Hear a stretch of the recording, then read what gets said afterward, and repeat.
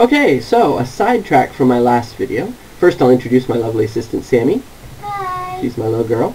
She's doesn't have anything to do in this video. I'm going to go build something of my own this time. Okay. We're way over. Alright, go ahead. We'll look at it later. So, Fabsy64 introduced me to this idea. And I actually built this before I built any of the other stuff. All it is he did a great job.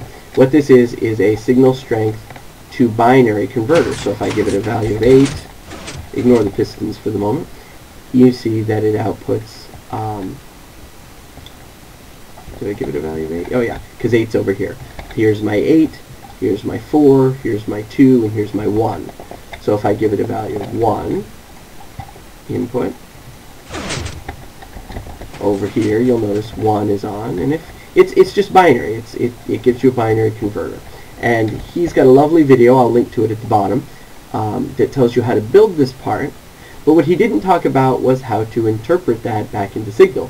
Fortunately, it's really quite easy to interpret it back into Signal. You just add together. But remember, adding was something I wasn't really sure how to do. What I end up doing is, of course, subtracting from 15.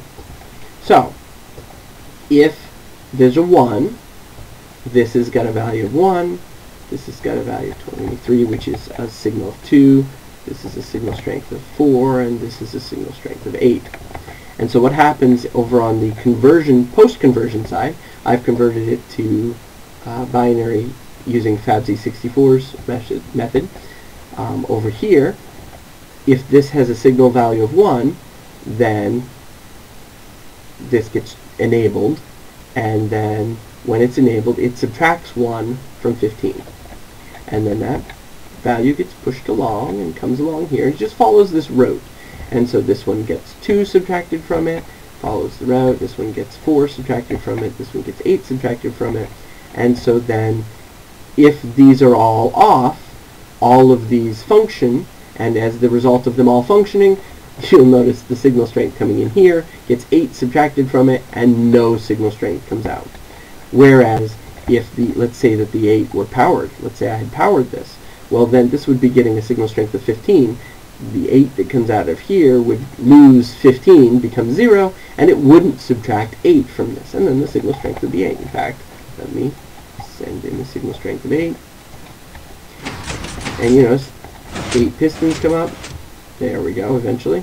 1, 2, 3, 4, 5, 6, 7, 8 pistons come up, and you see that's exactly what's happening. It is interesting to notice that when I massively and quickly change the values, they do some interesting jumping around as they percolate their way down. And the reason for this is because of the way the binary converter works and the fact that I'm not limiting the signal. Basically, as these toggle through their subtraction, it flip-flops and does a bunch of stuff. And that's okay. It's not terrible. Eventually, and very quickly, you get what you want.